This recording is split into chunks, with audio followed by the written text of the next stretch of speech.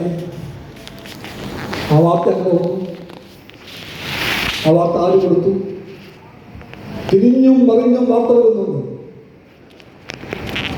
തിരിഞ്ഞും മറിഞ്ഞും വാർത്ത വരുമ്പോൾ വാട്സപ്പിലും ഫേസ്ബുക്കിലും അതിനു വേണ്ടി ആൾക്കാർ ലൈക്ക് അടിക്കുമ്പോൾ എൻ്റെ പോസ്റ്റിന് തൻ്റെ പൊന്ന് സഹായം ഞാൻ ആ പോസ്റ്റ് ഇട്ടിട്ട് 10 മിനിറ്റ് കൊണ്ട് 15 പേര് കണ്ടിരിക്കുന്നു. നേരം വെളുത്തപ്പോൾ 110 പേരായിരിക്കുന്നു. ഒരാഴ്ച കൊണ്ട് 500 ആയിരിക്കുന്നു. കൊടാനുകൊടുപ്പോൾ ജീവിക്കുന്ന ഈ നാട്ടിൽ നമ്മുടെ ഒരു പോസ്റ്റിന് 500, 1000, 5000 ലൈക്ക് കിട്ടിയാൽ വിപ്ലവം പൂർത്തിയായോ? ആയോ? നിർഭാഗ്യവശാൽ നമ്മുടെ പാർട്ടിക്കകത്ത് അതിൻ്റെ എണ്ണം നോക്കിയിട്ട് വിപ്ലവം പൂർത്തിയായി ചിന്തിക്കുന്ന ചില അല്പജ്ഞാനികളും പമ്പര വിഡ്ഢികളും ഉണ്ടെന്ന കാര്യം ആരും മറക്കരുത്.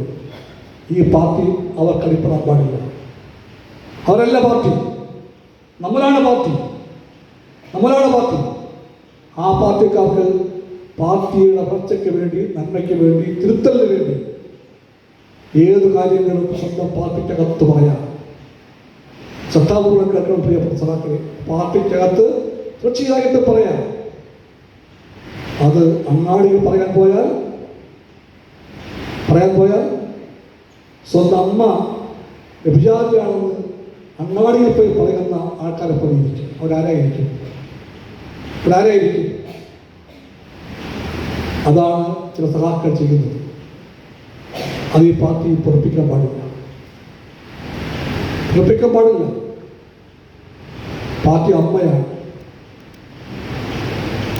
പാർട്ടി അമ്മയാണ്. അമ്മയുടെ ഗുണവും ദോഷവും എല്ലാം പറയേണ്ടത് വഴിയിൽ പോയിട്ടല്ല, അമ്മയോട് പറയാം. അമ്മയ്ക്ക് വലുപ്പമുണ്ട്, മനസ്സിന്, ബോധത്തിന്, സ്നേഹത്തിനെല്ലാം വലുപ്പമുണ്ട്.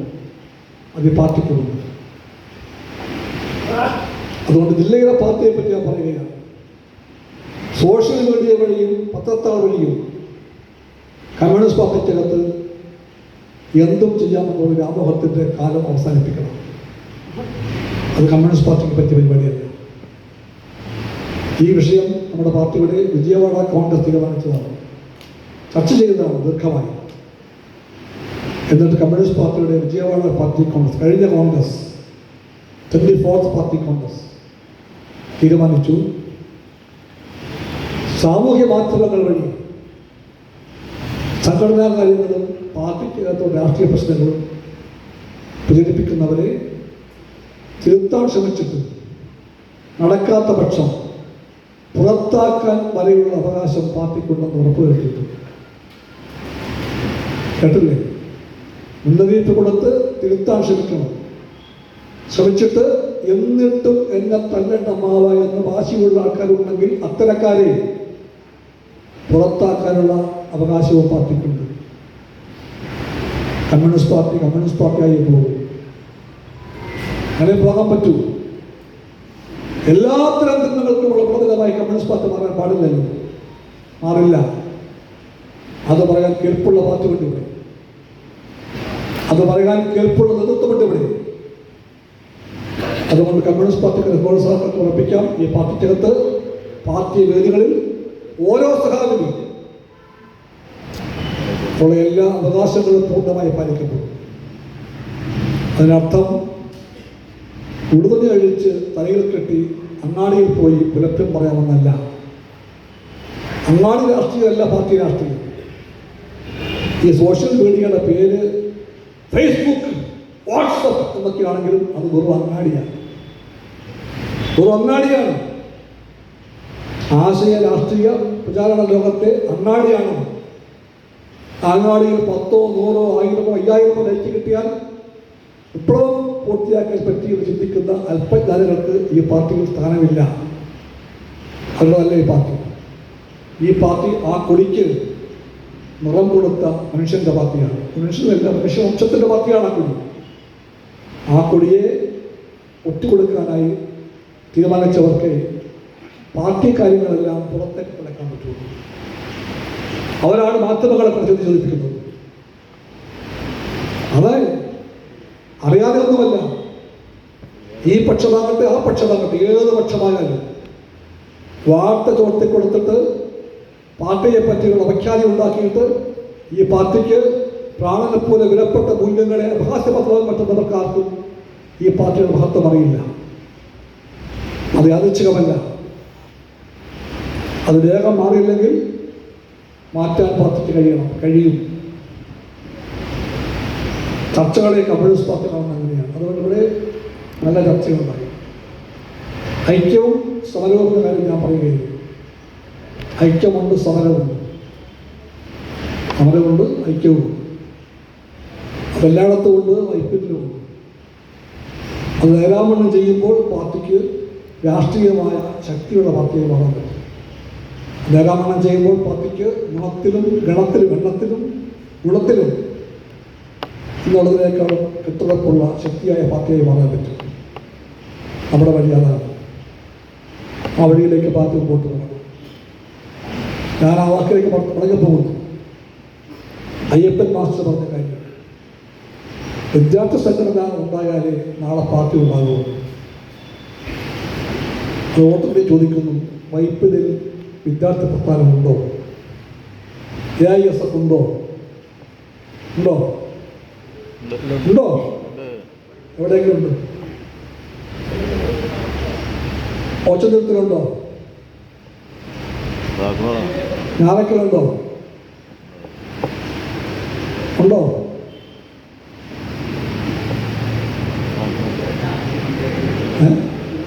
ചെറായിലുണ്ടോ? ചെറായിലുണ്ടോ? ഞാൻ ഒന്ന് ആലോചിച്ചാൽ എനിക്ക് ഇങ്ങനെ പറയാൻ പറ്റും. ഇവിടുത്തെ ഓരോ സ്കൂളിൻ്റെയും പേര് അവിടെ എല്ലാം AISF ഉണ്ടായിരുന്നു. അവിടെ എല്ലാം വലിയ AISF അല്ല, ഷാർക്കും നോക്കിയാൽ കാണാവുന്ന AISF ഉണ്ടായിരുന്നു. അന്ന് SF നമ്മളെ എതിരിട്ടിരുന്നു, മുന്നോട്ട് പോകാൻ സമ്മതിക്കുന്നില്ലായിരുന്നു. പക്ഷെ എല്ലാ ഈ ദീപാണല്ലോ ഇത്, അങ്ങേയറ്റം മുതൽ ഇങ്ങേയറ്റം വരെ. അന്ന് നമ്മുടെ ഈ പെരളയും ഈ പറഞ്ഞ മുളകുകാടും ഒന്നും വൈപ്പിൻ്റെ ഭാഗമല്ല, അതൊക്കെ എറണാകുളത്തിൻ്റെ ഭാഗമാണ്. ഞാൻ അന്ന് എറണാകുളം മണ്ഡലം കമ്മിറ്റി അംഗമാണ് പാർട്ടിയുടെ. അന്ന് മണ്ഡലം കമ്മിറ്റി അംഗം നിങ്ങൾക്ക് അറിയുന്നതായിരിക്കും. അച്യുതൻ ഭാഷയുടെ സെക്രട്ടറി PK അച്യുതൻ, ഈ പച്ചാളത്തുള്ള സാത്വികതയുടെ പ്രതീകമായ സഹാബ്. മുളകുകാട് സ്കൂളിലും AISF ഉണ്ടായിരുന്നു. എല്ലായിടത്തും AISF ഉണ്ടായിരുന്നു. ഞാൻ ആരെയും കുറ്റപ്പെടുത്തുകയില്ല, വിദ്യാർത്ഥികളെ ഒട്ടും ഞാൻ കുറ്റപ്പെടുത്തുകയില്ല. പക്ഷെ ഭാവിയിലേക്ക് കണ്ടുള്ള പാർട്ടിക്ക് വിദ്യാർത്ഥി പ്രസ്ഥാനം കെട്ടിപ്പടുത്തുകയില്ല. വിദ്യാർത്ഥി പ്രസ്ഥാനം കെട്ടിപ്പടുക്കാത്ത പാർട്ടിക്ക് ഭാവിയിലേക്ക് കണ്ടില്ല. ഞങ്ങൾ മാത്രം മതി, ഞങ്ങളുടെ കാലം കഴിഞ്ഞ് എന്താകട്ടെ, അത് പറ്റില്ല. നമ്മുടെ കാലം കഴിഞ്ഞ് പാർട്ടി ഉണ്ടാകണം. അപ്പോൾ ഭാവിക്ക് വേണ്ടി ഇന്ന് AISF ഉണ്ടാകണം. ഇന്ന് AISF ഉണ്ടാകാൻ നാളെ AIYF ഉണ്ടാകും, ശക്തിപ്പെടും. നാളെ മഹാപ്രസ്ഥാനം ശക്തിപ്പെടും. നാളെ AITCക്ക് കിസാൻ സഭയ്ക്ക് ആളുകളെ കിട്ടും, പ്രവർത്തകന്മാരെ കിട്ടും. നാളെ കമ്മ്യൂണിസ്റ്റ് പാർട്ടിക്ക് വിപ്ലവബോധമുള്ള കാഡർമാരെ കിട്ടും. ആദ്യം പറഞ്ഞ വാക്ക് ഓർത്തു വയ്ക്കാൻ പറയുന്നത് വിപ്ലവകരമായ വിപ്ലവബോധമുള്ള ഒരു പ്രസ്ഥാനം കെട്ടിപ്പടുക്കാൻ പറ്റും. അത് ഈ പാർട്ടിക്ക് വേണം. പാർട്ടിയെ നമ്മൾ അങ്ങനെ സ്നേഹിക്കണം. അതുകൊണ്ട് ഈ സമ്മേളനത്തിൻ്റെ ഭാഗ്യ പരിപാടിക്കകത്ത് വെറുതെ എഴുതി വയ്ക്കാൻ വേണ്ടിയല്ല, നമ്മളെല്ലാം ബോധ്യമാക്കി മാറ്റാൻ വേണ്ടി ഞാൻ പറയുകയാണ്. വൈപ്പിൻകരയിലെ എല്ലാ സ്കൂളുകളിലും AISF ഉണ്ടാകും. അപ്പോൾ മാല്യങ്കരയിലെ AISF ശക്തിപ്പെടും. മണിക്കര കോളേജിൽ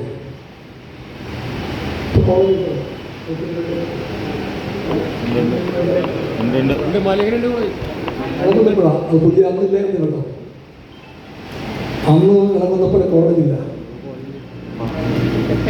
അന്ന് വിദ്യാർത്ഥികളെല്ലാം 10ാം തരം കഴിഞ്ഞപ്പോയത് ആയാലും കിടന്ന് അങ്ങോട്ട് പോയാൽ എല്ലാ കോളേജിലും ഉണ്ടല്ലോ. ദേവതയുണ്ട്, മഹാരാജുണ്ട്, സെൻറ്റ് ആൽബർട്ട്സ് ഉണ്ട്, അപ്പുറം സെൻറ്റ് പോൾസ് ഉണ്ട്, ഭാരത് മാതാ കോളേജുകളൊക്കെ പോയിക്കൊണ്ടിരുന്നു.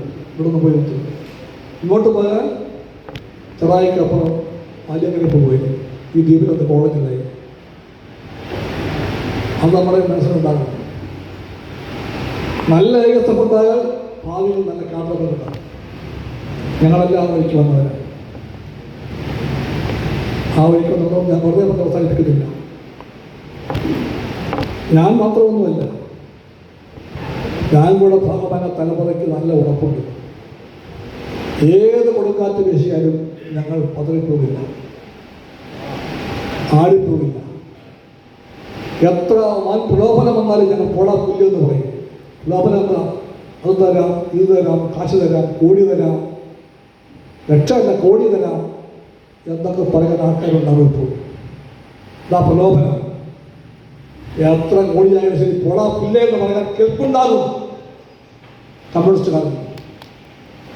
അതുപോലെ തന്നെ നിന്നെ കൊല്ലും, നിന്റെ കയ്യും കാലും തല്ലി ഒടിക്കും, മേലാൽ ഈ വഴിക്ക് വരാൻ പാടില്ല എന്നൊക്കെ പറയുമ്പോഴത്തേക്കും പോടോ എന്ന് പറയാൻ കേൾപ്പുണ്ടായത് ധാരാസംഖ്യകൊണ്ടല്ല, രാഷ്ട്രീയ ബോധമുള്ളതുകൊണ്ടാണ്. അതുകൊണ്ട് ഞാൻ പറയുകയാണ്, ഞങ്ങൾ ആ ഉറപ്പിച്ച അഹങ്കാരപൂർവ്വം പറയുന്നു, ഏത് കൊടുങ്കാറ്റ് വീശിയാലും ഞങ്ങൾ കുലുങ്ങില്ല, പതറിപ്പോകില്ല. കാരണം ഞങ്ങൾക്ക് രാഷ്ട്രീയ ആശയ ആഴമുള്ള ഒരു ബോധ്യമുണ്ട്. കമ്മ്യൂണിസ്റ്റ് പാർട്ടി ഞങ്ങളെല്ലാം പഠിപ്പിച്ചതാണ്. ഞങ്ങളെല്ലാം കമ്മ്യൂണിസ്റ്റ് പാർട്ടി പഠിപ്പിച്ചിട്ടുണ്ട്. രാഷ്ട്രീയ ക്ലാസ്സിലൂടെ, ആശയപരമായിട്ടുള്ള സ്കൂളുകളിലൂടെ ഞങ്ങളെ ഇരുത്തി പഠിപ്പിച്ചു, ഒരുപാട് വായിപ്പിച്ചു, ഒട്ടേറെ ചിന്തിപ്പിച്ചു. ആ കരുത്ത് ഒരു വെറു കരുത്തല്ല, ഒരു വലിയ കരുത്താണ്. ആ കരുത്ത് നമ്മുടെ പാർട്ടിക്ക് ഇനിയും ശക്തിപ്പെടുത്തിയേ തീരും. നിങ്ങളെ വെച്ചുകൊണ്ടല്ല, ഞങ്ങളെ വെച്ചുകൊണ്ട്. രാഷ്ട്രീയ വിദ്യാഭ്യാസം പാർട്ടിക്ക് ഇന്ന് പഴയതുപോലെയില്ല. അതുകൊണ്ടാണ് പല സഹാക്കൾക്കും കമ്മ്യൂണിസ്റ്റ് പാർട്ടി എന്ന് പറഞ്ഞാൽ ഒരു പാർട്ടി. ചില പാർട്ടിക്ക് മൂവന്നക്കൊടി, ചില പാർട്ടിക്ക് മഞ്ഞക്കൊടി, ചില പാർട്ടിക്ക് പച്ചക്കൊടി. ഈ പാർട്ടിക്ക് ചുവന്ന കൊടി. എത്രയേ ഉള്ളൂ, ഒരു പാർട്ടിയാണ്. അവർക്കും പിരിവ്, നമുക്കും പിരിവ്. അവർക്ക് സമ്മേളനം, നമുക്ക് സമ്മേളനം. അവർക്ക് നേതാവ്, നമുക്ക് നേതാവ്. എല്ലാം അതുപോലെ തന്നെ. ആകപ്പാടെ നിലവെന്ന് പറയാൻ എത്രയേ ഉള്ളൂ. എന്നുപോലും ചിന്തിക്കുന്നവർ പാർട്ടിക്കകത്തുണ്ട്. ഒരുപാട് പേരെങ്കിലും ഉണ്ട്. അവരെ കുറ്റപ്പെടുത്തുകയല്ല, അവരോട് നാം പറഞ്ഞു കൊടുക്കാനും പഠിപ്പിക്കാനും പരാജയപ്പെട്ടു പോയി. നിറവ്യത്യാസം മാത്രമല്ല, വ്യത്യാസം പേരിൻ്റേത് മാത്രമല്ല, വ്യത്യാസം അതിനേക്കാളും ആഴമുള്ള വ്യത്യാസമാണ്. അതാണ് പ്രത്യയശാസ്ത്ര ബോധം, അതാണ് ആശയ അടിത്തറ, അതാണ് കമ്മ്യൂണിസ്റ്റുകാരൻ്റെ കരുത്തിൻ്റെ കാതൽ. അത് പഠിച്ചില്ലെങ്കിൽ, അല്ലെങ്കിൽ പഠിച്ച പാഠം മറന്നുപോയാൽ എല്ലാ ദുഷ്ടകളും കമ്മ്യൂണിസ്റ്റ് പാർട്ടിക്കകത്ത് കിടന്നിട്ടുണ്ട്. ചില കമ്മ്യൂണിസ്റ്റുകാർ വഴിപഴിച്ചു പോകാറില്ലേ?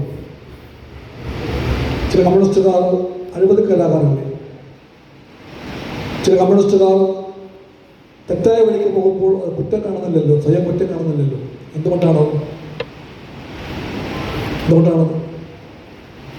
അത് ഈ ആശയപരമായി പഠിച്ച പാഠങ്ങൾ മറന്നു പോകുമ്പോഴാണ്. അത് പഠിച്ച പാഠം മറന്നു പോകാതെ കുറ്റം വരാം. ഈ പാഠമൊന്നും പഠിക്കാതെ ഒരു പാർട്ടി നമുക്ക് ആകാം, ചുമ്മാ നേതാവാകാം. ആ വഴിക്ക് ചിന്തിക്കുമ്പോഴും ഈ കുഴപ്പം സംഭവിക്കും. നമ്മളെപ്പോഴും കമ്മ്യൂണിസ്റ്റ് പാർട്ടിയെ പറ്റി എന്താ പറയുന്നത്? ഈ പാർട്ടി വ്യത്യസ്തമായ പാർട്ടിയാണെന്ന് ഞാൻ എപ്പോഴും പറയുന്നതാണ്. ഞാൻ നാളെയും പറയും. ഞാൻ കമ്മ്യൂണിസ്റ്റ് ആയിരിക്കുന്നത്, നാളെയും കമ്മ്യൂണിസ്റ്റ് ആകുന്നത് ഈ പാർട്ടി വ്യത്യസ്തമായ പാർട്ടി ആയതുകൊണ്ട് തന്നെയാണ്. ഇവിടെ തന്നെയാണ് എല്ലാ പാർട്ടിയെയും പോലെ ആർക്കും എന്തും ചെയ്യാവുന്ന ഒരു പാർട്ടിയായിട്ട് ഈ പാർട്ടി മാറിയാൽ ഈ കമ്മ്യൂണിസ്റ്റ് പാർട്ടിയെ പറ്റി എനിക്കുള്ള മതിപ്പില്ലാതാണ്. ആയിട്ടില്ല ഈ പാർട്ടി, ആവില്ല ഈ പാർട്ടി. അതുകൊണ്ട് വ്യത്യസ്തമായ പാർട്ടി എന്ന് പറയുന്നത് നമുക്കെല്ലാം ശീലമാക്കണം. അത് ശീലമാക്കുമ്പോൾ നമ്മുടെ പലരുടെയും പല ശീലങ്ങളും നമുക്ക് മാറ്റേണ്ടി വരും. എല്ലാ ശീലവും മാറ്റേണ്ട, ചില ശീലങ്ങൾ നമ്മൾ കുറച്ച് പേർക്കുണ്ട്. ചില ശീലങ്ങൾ ഒന്നും ഞാൻ വെറുതെ പറയുകയല്ല. പാർട്ടിയിൽ ഒരുപാട് കൊല്ലം പ്രവർത്തിച്ച ഏറ്റവും താഴെ തലം മുതൽ ഞാൻ എല്ലാ കമ്മിറ്റിയിലും വർക്ക് ചെയ്തിട്ടുണ്ട്. പാർട്ടി CPIയുടെ അങ്ങനെ ചെറുപ്രായത്തിൽ ബ്രാഞ്ചിൽ, ലോക്കൽ കമ്മിറ്റിയില്ല, മണ്ഡലം കമ്മിറ്റിയിൽ, പിന്നെ ജില്ലാ കൗൺസിലിൽ, സ്റ്റേറ്റ് കൗൺസിലിൽ, നാഷണൽ കൗൺസിലിൽ, നാഷണൽ എക്സിക്യൂട്ടീവിൽ, നാഷണൽ സെക്രട്ടേറിയറ്റിൽ എല്ലാം ഞാൻ വന്നത് നല്ലതുപോലെ താഴെ ആരംഭിച്ച് മൂത്ത് വരുന്നതാണ്. 1960 59 കഴിഞ്ഞു 60 കിടക്കുകയാണ്. എല്ലാ വഴികളും ഞാൻ വന്നിട്ടുണ്ട്. ഞാൻ ആകാശത്ത് പറയുകയല്ല, ഞാൻ എൻ്റെ കാല് ഈ മണ്ണിൽ തൊട്ട് പറയുകയാണ്. കമ്മ്യൂണിസ്റ്റ് പാർട്ടിക്ക് വ്യത്യസ്തമായ പാർട്ടിയായിട്ടേ വളരാൻ പറ്റും. ആ വ്യത്യസ്തമായ പാർട്ടിയായിട്ട് പാർട്ടിക്കുള്ള മൂല്യങ്ങളെ നമ്മളെല്ലാം കാവൽ നിന്ന് കണ്ണിൽ എണ്ണ ഒഴിച്ച് കാത്തുരക്ഷിക്കണം. ഈ സമൂഹം ഭൂഷോസികളുടേതാണ്. വലതുപക്ഷ ആശയങ്ങൾ നമ്മളെല്ലാം ആക്രമിക്കാനായി വായുവിൽ കിടന്ന് ചുറ്റും നിൽക്കുന്നുണ്ട്. നമ്മളെല്ലാവരെയും അണ്ണഞ്ചിപ്പിക്കാനും പ്രലോഭിപ്പിക്കാനുള്ള വേണ്ടതൊക്കെ അവരുടെ കയ്യിലുണ്ട്. അതെല്ലാം കാട്ടി നമ്മളെ വഴിമാറ്റിക്കൊണ്ടു പോകാൻ, ദുർബലരാക്കാൻ ശ്രമിക്കുമ്പോൾ നാം വീണു പോകാതിരിക്കാൻ നമുക്കെല്ലാവർക്കും ഈ ബോധ്യം വേണം. നമ്മുടെ പാർട്ടി വ്യത്യസ്തമായ പാർട്ടിയാണെന്ന ബോധ്യം. ആ വാക്കെല്ലാം നിരന്തരമായി പറയേണ്ട വാക്കാണ്. അതെല്ലാം മറന്നാൽ പാർട്ടിക്കകത്ത് പല പത്രക്കാർ പറഞ്ഞ എല്ലാ ദുഷ്ടകളും കടന്നുപോകും. ഉണ്ടാകാൻ പാടില്ല. കമ്മ്യൂണിസ്റ്റ് പാർട്ടിയുടെ IPL മണ്ഡലം കമ്മിറ്റിക്ക് ഇതിനെപ്പറ്റി എല്ലാ സാമാന്യമായ ധാരണ എന്തായാലും ഉണ്ടാകും. ഇവിടുത്തെ പാർട്ടിക്ക് ഒരുപാട് പാരമ്പര്യമുണ്ട്. നിന്നവർക്കും വന്നവർക്കും ഉണ്ടാ പാരമ്പര്യം. വന്നവർ നിന്നവർ എന്ന വ്യത്യാസമൊക്കെ മാറിപ്പോകേണ്ട കാലമായി. കമ്മ്യൂണിസ്റ്റ് പാർട്ടികൾ വരുന്നത് നിന്നവരോ വന്നവരോ അല്ല. നിന്നവർക്കും വന്നവർക്കും ബാധകമായിട്ടുള്ള CPIയുടെ അടിസ്ഥാന ഗുണങ്ങളുണ്ട്, അടിസ്ഥാന മൂല്യങ്ങളുണ്ട്. സത്യം, തത്വദീക്ഷ, നേര്, നെറി, വർഗബോധം, വർഗക്കൂറ്, അതെല്ലാമാണ് നിന്നവർക്കും വന്നവർക്കും ബാധകമായിട്ടുള്ള CPI പ്രമാണങ്ങൾ. ആ പ്രമാണങ്ങളെ CPI മുറുകെ പിടിക്കണം. IPL കമ്മിറ്റിക്ക് അത് കഴിയും. ആ ബോധത്തിൻ്റെ വെളിച്ചത്തിൽ ആവശ്യമായ തിരുത്തലുകൾ വേണമെന്നുണ്ടെങ്കിൽ അത് വേണ്ടി വരും. പാർട്ടി ശക്തിപ്പെട്ടേ തീരും, ശക്തിപ്പെടുന്നുണ്ട്. ഈ ശക്തിപ്പെടണം. ഞാൻ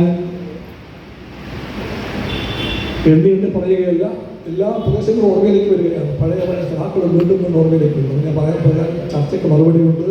പിരിയാൻ നേരമായി, ഞാൻ പോകുന്നില്ല, അവിടേക്ക് പോകുന്നില്ല. എങ്കിലും ഒരു കാര്യം കൂടെ പറയട്ടെ. നമ്മൾ സ്കൂളിലോ കോളേജിലൊക്കെ പഠിക്കുമ്പോഴത്തേക്ക് ബോട്ടണി എന്നൊരു വിഷയമുണ്ടായിരുന്നു, സസ്യശാസ്ത്രം. ഞാനത് വലിയ പണ്ഡിതമൊന്നുമല്ല, ഞാനും പഠിച്ചിട്ടുണ്ട്. അതിനകത്ത് ഒരു ഭാഗമുണ്ട്, ഫോട്ടോസിന്തസിസ് എന്ന് പറയും. ഓർമ്മയുണ്ടോ? എന്നുവെച്ചാൽ എല്ലാ സസ്യങ്ങളുടെയും അകത്തുള്ള കോശമുണ്ടല്ലോ, സെൽസ്. ആ കോശത്തിനകത്തുള്ള ഒരു പ്രക്രിയയാണ് ഈ പറയുന്ന ഫോട്ടോസിന്തസിസ്. അതിൻ്റെ മലയാളം വാക്യത്തിനേക്കാളും സങ്കീർണമാണ്, ഓർമ്മയിലേക്ക് വരുന്നില്ല. പ്രകാശ സംശ്ലേഷണം കേട്ടില്ലേ? ഓർമ്മയിലേക്ക് വന്നു, പ്രകാശ സംശ്ലേഷണം. അതിന് എളുപ്പമല്ലേ ഓസ്മോസിസ്, അല്ലേ? നമ്മുടെ ഓർമ്മ നിൽക്കുന്നുണ്ട്, മറ്റുള്ള ഓർമ്മ നിൽക്കുന്നില്ല. എന്താണ് പറയുന്നത്? രണ്ട് വ്യത്യസ്ത ദ്രാവകങ്ങൾ ഒരു അവയ്ക്കുള്ളിൽ അർത്ഥസുതാര്യമായ പാട് കൊണ്ട് വേർതിരിക്കപ്പെട്ടാൽ സാന്ദ്രത കുറഞ്ഞ ഭാഗത്ത് നിന്ന് സാന്ദ്രത കൂടിയ ഭാഗത്തേക്കായിരിക്കും എപ്പോഴും ഒഴുക്ക്. അത് കാണാൻ പറ്റില്ല. കാണാൻ പറ്റുമോ? കാണാൻ പറ്റില്ല. പക്ഷെ നടക്കുന്നുണ്ട്. ഓരോ സസ്യത്തിലും നടക്കുന്നുണ്ട്. ഇപ്പോൾ മനസ്സിലായില്ല? ഒരു കോശം, സസ്യത്തിൻ്റെ കോശം പുല്ലിലും പുല്ല് മരങ്ങളിലും എല്ലാത്തിലും ഉണ്ട്. ഒരു കോശം എന്ന് പറഞ്ഞാൽ ഒരു സെല്ലാണ്. നമ്മുടെ സമൂഹത്തിൻ്റെ അടുത്ത് സമൂഹം ഒരു കോശമാണ്. നമ്മുടെ വാർഡ്, നമ്മുടെ ജീവിതസ്ഥലം, അതൊരു കോശമാണെന്ന് സങ്കല്പിക്കുക. അവിടെ എല്ലാവരും ഉണ്ട്. CPI-ക്കാരും CPM-കാരും കോൺഗ്രസ്സുകാരും BJP-ക്കാരും അല്ലാത്തവരും എല്ലാവരും ഉണ്ട്. അവിടെ നല്ലവരുമുണ്ട്, ചീത്തവരും എല്ലാം ഉണ്ട്. അവിടെ നിന്ന് നമ്മൾ ആരും കാണാത്ത സംഭവം നടക്കുന്നുണ്ട്. അറിയാത്തൊരു ഒഴുക്കുണ്ടാകും. ആരാണോ സാന്ദ്രത കൂടിയവർ എന്ന് വെച്ചാൽ നന്മയുള്ളവർ, ബോധമുള്ളവർ, നീതിക്ക് വേണ്ടി ഉറച്ചു നിൽക്കുന്നവർ, അവരാണ് സാന്ദ്രത കൂടിയത് എന്ന് പറയാവുന്നവർ. ഞാൻ വാക്കിലെ സാങ്കേതിക വാക്കാണ്. ആരാണോ മികച്ചവർ, നല്ലവർ, നീതിമാന്മാർ, ആരാണോ ആ ഭാഗത്തേക്ക് മറ്റെല്ലാ ഭാഗത്തു നിന്നും ഒരു ഒഴുക്കിങ്ങനെ കാണാതെ ഉണ്ടാകും. അതുകൊണ്ട് ഇരിക്കുകയാണ്. ഇപ്പോൾ കൊള്ളാം, അവർ കൊള്ളാം, ഒരു കൊള്ളാം. നമ്മളെല്ലാം കേൾക്കാറില്ലേ? ഇപ്പോഴും ചെന്ന് പറയും, നമ്മളെ പറ്റി പറയും, നമ്മളെ പറ്റി തന്നെ പഴയസാക്കളെ പറ്റി. എൻ്റെ നാട്ടിലൊരു CPI-കാരനുണ്ടായിരുന്നു. അധികം പേരൊന്നും ഇല്ലായിരുന്നു. പക്ഷെ എപ്പോഴും എല്ലാ കാര്യങ്ങളിലും ഓടിയെത്തുമായിരുന്നു. ഒരിക്കലും അഴിമതിക്കാരനായിട്ടേ ഇല്ല എന്നൊക്കെ പറയുന്ന വർത്തമാനം നമ്മളെല്ലാം കേൾക്കുന്നുണ്ട്. ബന്ധപ്പെട്ടില്ല. നമ്മൾ ചിലത് പറയും അവന്മാർക്ക് പഴഞ്ചന്മാർ, വിവരദോഷികൾ, മണ്ടന്മാർ, ഞാൻ ബുദ്ധിജീവി, ബുദ്ധിമാൻ, അതുകൊണ്ട് എൻ്റെ വഴി അതെന്ന് പറയുന്നത് കണ്ടേക്കാൻ പാർട്ടിക്കുന്നത്. അതല്ല, അത്തരം കപട ബുദ്ധിമാന്മാർ ഈ പാർട്ടിയെ കീഴ്പ്പെടുത്താതിരിക്കട്ടെ. അത്തരം കള്ളത്തരങ്ങൾക്ക് ഈ പാർട്ടി അടിപ്പെട്ടു പോകാതിരിക്കട്ടെ. അത് പറ്റും. നാം തീരുമാനിച്ചാൽ അത് പറ്റും. ഈ പാർട്ടിയുടെ കമ്മ്യൂണിസ്റ്റ് മൂല്യങ്ങൾക്ക് കാവൽ നിൽക്കാൻ നമ്മളെല്ലാം പ്രതിജ്ഞാബദ്ധരാണ്. അങ്ങനെ വരുമ്പോൾ പാർട്ടികളെ ഈ പറയുന്ന സാന്ദ്രത തന്നെ വർദ്ധിക്കും. അത് വർദ്ധിച്ചാൽ പാർട്ടി വലുതാകും. പുതിയ പുതിയ ഒഴുക്കുണ്ടാകും. ഈ പാർട്ടിക്കകത്തേക്ക് ഉണ്ടാക്കിയെടുക്കാൻ നമുക്ക് പറ്റും. അപ്പോൾ നമ്മുടെ പാർട്ടി എണ്ണത്തിൽ മാത്രമല്ല ഗുണത്തിലും കരുത്തുറ്റ പാർട്ടിയായിട്ട് മാറും. അപ്പോൾ നമ്മുടെ പാർട്ടി വ്യത്യസ്തമായ പാർട്ടിയായിട്ട് മാറും. അതുകൊണ്ട് വ്യത്യസ്തമായ പാർട്ടി ഒരു ഭൂതകാല സങ്കല്പമല്ല. വ്യത്യസ്തമായ പാർട്ടി വർത്തമാനത്തിൻ്റെയും ഭാവിയുടെയും സങ്കല്പമാണ്. വ്യത്യസ്തമായ പാർട്ടി കമ്മ്യൂണിസ്റ്റ് രാഷ്ട്രീയത്തിൻ്റെ ഹൃദയമായ സങ്കല്പമാണ്. ആ സങ്കല്പം വിട്ടുപോകാൻ പാടില്ല. വേറെ ഒരുപാട് രാഷ്ട്രീയമൊന്നും ഞാൻ പറയാൻ നിൽക്കുന്നില്ല. കാര്യം ഇപ്പം എല്ലാവരും ചോദിച്ചു, ഭാരത് മാതാ എന്ന സങ്കല്പം CPM അംഗീകരിക്കുന്നില്ല എന്ന് ഗോവിന്ദ മാഷ് പറഞ്ഞല്ലോ. ഒരു തർക്കത്തിന് വേറെ വിഷയമൊന്നുമുണ്ടല്ലോ. തർക്കം ഉണ്ടാക്കി ചോദിച്ചതാണോ? ഞാൻ പറഞ്ഞു ഞാൻ കേട്ടില്ല. ഞാൻ കേട്ടിട്ടില്ല. ഞാൻ വിളിക്കുമല്ലേ? ഞാൻ കേട്ടില്ല. കൂടെ ഞാൻ പറഞ്ഞു അതേപ്പറ്റി ഇപ്പോൾ തർക്കത്തിന് ഞങ്ങളില്ല. ആവശ്യമാണെങ്കിൽ ആ സംവാദം ഉചിതമായ സമയത്ത് ചെയ്യാമെന്ന് ഞാൻ പറഞ്ഞിട്ടുണ്ട്. ആവശ്യമാണെങ്കിൽ നിലമ്പൂർ വോട്ടിന് മുമ്പ് ഒരു CPM തർക്കം ഉണ്ടാക്കാൻ വേണ്ടിയുള്ള കെണിയാണ് ആ ചോദ്യം. എറണാകുളത്തുനിന്ന് വണ്ടിക്കൂലി മുടക്കി പെട്രോൾ എത്തിച്ചുകൊണ്ടാണ് എല്ലാം. അതുമായിട്ടാണ്, കെണിയുമായിട്ടാണ്. എന്ന് പറഞ്ഞാൽ രണ്ട് വാക്ക് കത്തിച്ചു കൊടുത്താൽ ഇന്ന് വൈകുന്നേരം മുതൽ നാളെ വരെ ഞാനായിരിക്കും അവരുടെ ചാനലിലൊക്കെ. അത് പൊള്ളക്കേമത്തമാണ്. ഇപ്പോൾ മുഖ്യ വിഷയം നിലമ്പൂരാണ്. ആ നിലമ്പൂരിൽ LDF വിജയമാണ്. വരും ദിവസങ്ങളിലെ മുഖ്യ വിഷയം പഞ്ചായത്ത് ഇലക്ഷനാണ്. അത് കഴിഞ്ഞാൽ ഇലക്ഷൻ അസംബ്ലി ഇലക്ഷനാണ്. ഇതൊന്നും CPM-ന്റെ മാത്രം കാര്യമല്ല, നാം കൂടി കെട്ടിപ്പിടിക്കുന്ന ഇടതുപക്ഷ ജനാധിപത്യ ബദൽ രാഷ്ട്രീയത്തിൻ്റെ ലക്ഷ്യമാണ്, താല്പര്യമാണ്. അതുകൊണ്ട് ഏത് തർക്കവും നമുക്ക് നടത്താം, പക്ഷെ എപ്പോൾ, എങ്ങനെ എന്ന ചോദ്യമുണ്ട്. ആ തിരിച്ചറിവാണ് കമ്മ്യൂണിസ്റ്റ് തിരിച്ചറിവ്. ഏത് യുദ്ധവും ചെയ്യാൻ നമുക്ക്. അപ്പോൾ ചോദിക്കണം എപ്പോൾ, എങ്ങനെ. ഇപ്പോൾ ആ യുദ്ധം നടത്താൻ പോയാൽ അത് കോൺഗ്രസിനും BJP-ക്കും SDP-ക്കും ഗുണം ചെയ്യും. നമുക്ക് താൽക്കാലിക പ്രീതി കിട്ടും, പ്രശസ്തി കിട്ടും, പത്രവാർത്ത തലക്കെട്ട് കിട്ടും, അത് കിട്ടുമായിരിക്കും. അതിനുവേണ്ടി കോൺഗ്രസിനും BJP-ക്കും SDP-ക്കും രാഷ്ട്രീയമായ നേട്ടമുണ്ടാക്കുന്ന ഒരു കാര്യം നാം പറയാൻ പോയാൽ നമ്മുടെ പേര് പമ്പര വിഡ്ഢികൾ എന്നായിരിക്കും. അതല്ല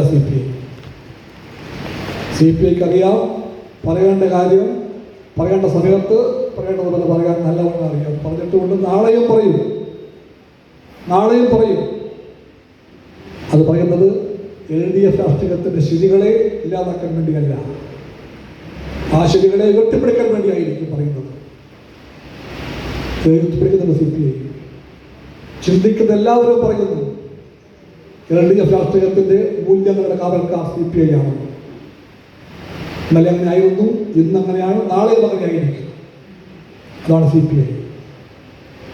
അതിൻ്റെ പാർട്ടിയാണ് CPI എന്ന് നമുക്കെല്ലാം നല്ല ബോധ്യമാണ്. ആ തിരിച്ചറിവോടുകൂടി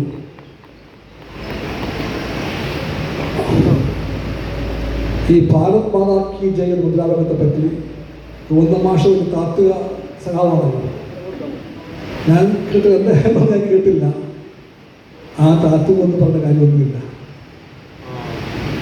ഭാരത് മാതാ കി ജയ് ഒരു സങ്കല്പമാണ്. ഭാരത് മാത സങ്കല്പമാണ്. അതിന് രൂപവും ഭാവവും ആർക്കും അറിയില്ല, എനിക്കും അറിയില്ല, ഗോവിന്ദമാഷ്ക്കും അറിയില്ല, ആർക്കും അറിയില്ല. സങ്കല്പമാണ്. പലപ്പോഴും സങ്കല്പങ്ങൾ അതുപോലെ ജനങ്ങളെ, സമൂഹത്തെ ആവേശം കൊള്ളിച്ചിട്ടുണ്ട്. ഈ സങ്കല്പം ബ്രിട്ടീഷ് വാഴ്ചക്കാലത്ത് ഇന്ത്യൻ ജനകോടികളെ ആവേശം കൊള്ളിച്ച ഒന്നാണ്. ഭാരത് മാതാ ദേശീയ പ്രസ്ഥാനം പറഞ്ഞു, ഭാരതമാതാവിൻ്റെ കൈകളും കാലുകളും കെട്ടിപ്പൊത്തപ്പെട്ടിരിക്കുന്നു, സാമ്രാജ്യത്വം അതിനെ കെട്ടിയിട്ടിരിക്കുന്നു. ഈ അമ്മയുടെ കയ്യിലും കാലിലും കെട്ടിപ്പൊട്ടിയ ആ ചങ്ങല പൊട്ടിക്കണം എന്ന് പറഞ്ഞാൽ എളുപ്പത്തിൽ കാര്യം മനസ്സിലാകും. അതിന് പകരം രാഷ്ട്രം പരതന്ത്രത്തിൻ്റെ മുഖം പേറുകയാണ്. സാമ്പത്തികമായും രാഷ്ട്രീയമായും എല്ലാം നമ്മുടെ അതിൻ്റെ എല്ലാ വികസന വഴികളെയും സാമ്രാജ്യത്വം കൊട്ടിയടച്ചിരിക്കുകയാണ് എന്ന് പറഞ്ഞാൽ 10 ബുദ്ധിജീവികൾക്ക് മനസ്സിലാകും. ജനകോടികൾ എന്ന് പറഞ്ഞാൽ ജനകോടികളാണ്. പള്ളിക്കൂടത്തിൽ പോകാത്തവർ, അവർക്ക് മനസ്സിലാകില്ല. അവർക്ക് മനസ്സിലാകാൻ വേണ്ടി ഇന്ത്യ കണ്ടെത്തിയ സങ്കല്പം പലതുണ്ട്. ഇതിലൊന്നാണ് ഭാരത മാതാവിന്റെ സങ്കല്പം.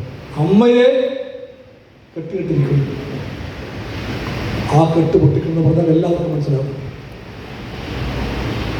അതങ്ങനെ ഉണ്ടായി വന്ന ഒന്നാണ്.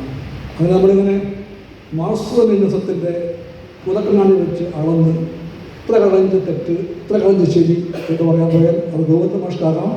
CPI തൽക്കാലം പറ്റില്ല, ഇപ്പം ഇല്ല. വീട്ടിൽ വന്നാൽ ചെയ്യാം. ചെയ്യേണ്ടി വന്നാൽ ഞാൻ ഇതായിരിക്കും പറയാൻ പോകുന്നത്. മുൻകൂട്ടി പറയുക, എപ്പോഴൊന്നും ചെയ്യില്ല. വേണ്ടി വന്നാൽ നിലപോലെല്ലാം കഴിയുമ്പോൾ വേണ്ടി വന്നാൽ ഞാൻ ഇത് പറയും. നെഹ്റുവിൻ്റെ ഒരു പ്രസ്താവന പ്രസംഗമുണ്ട്. പണ്ട് കാലത്താണ്, സ്വതന്ത്രം കിട്ടിയിട്ടില്ല. നെഹ്റു വന്നപ്പോൾ ജനക്കൂട്ടം ആയിരങ്ങൾ കാത്തു നിൽക്കുകയാണ്. അവർ വിളിച്ചു പറഞ്ഞു, ഭാരത് മാതാ കി ജയ് എന്ന് വിളിച്ചു പറഞ്ഞു. നെഹ്റു വേദിയിൽ കയറിയിട്ട് ചോദിച്ചു, നിങ്ങളിപ്പോൾ ഭാരത് മാതാ കി ജയ് എന്ന് വിളിച്ചു, നിങ്ങൾ ആർക്കാണ് ജയ് വിളിച്ചത്? അവർ പറഞ്ഞു, ഭാരത് മാതാവിനാണ് പറഞ്ഞു. ആരാ ഭാരത് മാതാവ്? അവർക്ക് ഉത്തരമില്ല. നെഹ്റു പറഞ്ഞു, നിങ്ങളാണ്. നിങ്ങൾ ഭാരത് മാതാ കി ജയ് എന്ന് വിളിക്കുമ്പോൾ നിങ്ങൾക്കാണ് ജയ് വിളിച്ചത്. ഇവിടുത്തെ 10,000-കണക്കായ സ്ത്രീ പുരുഷന്മാർ ഇവിടുത്തെ കർഷകർ, തൊഴിലാളികൾ, പാവങ്ങൾ, ഇന്ത്യക്കാർ എല്ലാമാണ് ഭാരത് മാതാവ്. അതാണ് ഭാരത് മാതാവ്. നിങ്ങൾക്കാണ് ജയ് വിളിച്ചത്. നെഹ്റു പറഞ്ഞു അതുകൊണ്ട് വാങ്ങില്ല. നിങ്ങൾ ജയ് വിളിച്ചത് ഇവിടുത്തെ മണ്ണിനാണ്, ഇവിടുത്തെ പുഴകൾക്കാണ്, ഇവിടുത്തെ പ്രകൃതിക്കാണ്, ഇവിടുത്തെ കടലിനും കായലിനും മലകൾക്കും കാടിനും എല്ലാം നിങ്ങൾ ജയ് വിളിക്കുകയാണ്. അതെല്ലാം കൂടെ ചേർന്ന ഒന്നാണ് ഭാരത് മാതാവ്. ആ നിർവചനം ഒരിക്കലും ഭാഷയ്ക്ക് വിരുദ്ധമല്ല എന്ന് ഞാൻ ഗോവിന്ദൻ മാഷെ പറഞ്ഞ് ബോധ്യപ്പെട്ടു കൊടുക്കാം. ഭാഷയ്ക്ക് വിരുദ്ധമല്ല. ഗഹനമായ രാഷ്ട്രീയത്തെ എങ്ങനെ പറയണമെന്ന് നെഹ്റു പഠിപ്പിച്ചിട്ടുണ്ട്. നെഹ്റു കോൺഗ്രസ്സായിരുന്നു. അത് പറഞ്ഞാൽ ഇന്ത്യയിൽ എളുപ്പത്തിൽ പറയാൻ പറ്റും. നവയുഗത്തിൽ ഒരു പങ്ക്തിയുണ്ട്, ബ്രാഞ്ച് സെക്രട്ടറിമാർക്കുള്ള കത്ത് പങ്ക്തിയാണ്. അത് വായിക്കാറുണ്ട് ആരെങ്കിലും? നമ്മൾ കാണാറുണ്ടോ? ഉണ്ടോ? നവയുഗം കാണാറുണ്ടോ?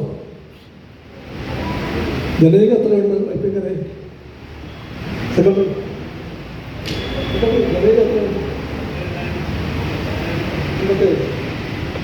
ജനയുഗം 87, ജനയുഗം 166, നവയുഗം 87. അപ്പോൾ പുതുക്കാത്ത നവയുഗം 87, ജനയുഗം 166. ഇവിടെ നിൽക്കുന്ന ഒരുപാട് പേർ നേതാക്കന്മാർ ജനയുഗ പത്രം പോലും കാണാറില്ല. കുറ്റപ്പെടുത്തുമല്ലേ? ജനയുഗ പത്രം പോലും കാണാതെ, നവയുഗം വാരിക തീരെ കാണാതെ നാം എന്ത് രാഷ്ട്രീയം പറയും? നമ്മൾ രാവിലെ വായിക്കുന്നത് മാതൃഭൂമി, മനോരമ, മാധ്യമം, കേരളകൗമുദി, അതൊക്കെ വായിച്ച് നമ്മൾ കമ്മ്യൂണിസ്റ്റ് രാഷ്ട്രീയം പറയാൻ പോവുകയാണ്. ആരുടെ കുറ്റമല്ല, ആ രാഷ്ട്രീയ ചർച്ചകൾക്ക് അതിൻ്റെതായിട്ടുള്ള പരിമിതി ഉണ്ടാകും. എത്ര മോശവുമായിക്കൊള്ളട്ടെ, ആ പരിമിതിയെ മറികടക്കാൻ നമുക്ക് ജനയുഗമേ ഉള്ളൂ, നവയുഗമേ ഉള്ളൂ. ആ നവയുഗത്തിലെ ഒരു പ്രക്രിയയാണ് ബ്രാഞ്ച് സെക്രട്ടറിമാർക്കുള്ള കത്ത്. ഞാനാണ് ആ കത്ത് എഴുതുന്നത്. ആ പേരിട്ട ആൾ ചന്ദ്രപ്പനാണ്. ചന്ദ്രപ്പൻ പറഞ്ഞു അദ്ദേഹം സെക്രട്ടറി ആയപ്പോൾ നമുക്കൊരു സ്ഥിരം പങ്ക്തി വേണം. സ്റ്റേറ്റ് സെക്രട്ടറി അതിലൂടെ ബ്രാഞ്ച് സെക്രട്ടറിമാരുമായിട്ട് അതാത് കാലത്തെ രാഷ്ട്രീയ പ്രശ്നങ്ങളും സംഘടനാ കാര്യങ്ങളും പാർട്ടി കടമകളും അറിയിക്കണം. അതിലൂടെ കത്തിലൂടെ. എന്താ അതിൻ്റെ പേരെന്ന് ചോദിച്ചത് എന്നോട്. ഞാനും അടുത്തുണ്ടായിരുന്നു. എന്താ അതിൻ്റെ പേര്? ഞാൻ പറഞ്ഞു സെക്രട്ടറിയുടെ പേജ് എന്നാണെന്ന് പറഞ്ഞു. ഒന്നും വേണ്ട, സെക്രട്ടറിയുടെ പേജൊക്കെ ഒരുപാട് പേര് പറഞ്ഞ് അത് ക്ലേശയായിപ്പോയി, അത് വേണ്ട. അദ്ദേഹം പറഞ്ഞു അതിൻ്റെ പേര് ബ്രാഞ്ച് സെക്രട്ടറിമാർക്കുള്ള കത്ത് എന്നായാലും. ഞാൻ പറഞ്ഞു നല്ല പേരാണ്. ബ്രാഞ്ച് സെക്രട്ടറിമാരാണ് പാർട്ടി, അവരാണ് പാർട്ടി. അവരുടെ ബോധത്തിലേക്ക് എത്തിയാൽ അതാണ് ജനങ്ങളിലേക്ക് എത്താൻ പോകുന്നത്. നമ്മൾ കുറേ പേര് ഇങ്ങനെ ഒരു ഇതൊക്കെ പറയാൻ കാര്യമൊന്നുമില്ല. അത് ബോധത്തിലേക്ക് എത്താൻ, ജനങ്ങളിലേക്ക് എത്താനുള്ള വഴി ബ്രാഞ്ച് സെക്രട്ടറിമാരാണ് എല്ലാ ഘട്ടങ്ങളിലും. അതുകൊണ്ട് സ്റ്റേറ്റ് സെക്രട്ടറി ഈ കത്തിലൂടെ അതാത് കാലത്ത് രാഷ്ട്രീയം പറയുമ്പോൾ അതെല്ലാം ബ്രാഞ്ച് സെക്രട്ടറിമാർ വായിച്ചാൽ മാത്രം അത് ജനങ്ങളിലേക്ക് എത്തും. അപ്പോൾ അടുത്ത് വരാൻ പോകുന്ന ഈ കത്തിൽ ഞാൻ ഈ കാര്യം പറയുന്നുണ്ട്, ഈ ഭാരത് മാതാവിൻ്റെ കാര്യം പറയുന്നുണ്ട്. ഞാൻ എത്താൻ കുറച്ച് വൈകിപ്പോയി, അതിന്ന് കൊടുക്കണം എന്ന പുറത്തിലേക്ക് പോകുന്ന ദിവസമാണ്. ഞാൻ എനിക്ക് കുറച്ച് വൈകിപ്പോയി. വീട്ടിപ്പോഴത്തേക്ക് 7-8 മണിയായിപ്പോയി. അതുകൊണ്ട് ഞാൻ എഴുതി പൂർത്തിയാക്കാനും വൈകിപ്പോയി. കിടക്കാൻ വൈകിയത് രാത്രി, അതുകൊണ്ട് എണീക്കാൻ വൈകിയത്. എന്തായാലും അത് പൂർത്തിയാക്കി കൊടുത്തിട്ട് ഞാൻ വന്നിരിക്കുന്നത്. അത് നവയുഗം വായിക്കുന്നവർക്ക് വായിക്കാൻ കഴിയണം, അത് വായിക്കണം. നല്ലതാണെങ്കിൽ നിങ്ങളത് വായിപ്പിക്കണം. ഞാൻ ചുരുക്കുമ്പോൾ എന്താ പറയേണ്ടത്? പറഞ്ഞു.